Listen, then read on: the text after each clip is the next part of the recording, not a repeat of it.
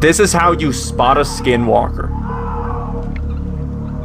On May 6th of 2020, a YouTube channel by the name Gemini Home Entertainment uploaded a survival video. And it was pretty basic, until it started to demonstrate the dangers of nature, calling one specifically an auditory hallucination. You can see someone camping, when all of a sudden they begin recording what seems like a man calling out for help. But if you take a closer look, there's definitely something off about this guy.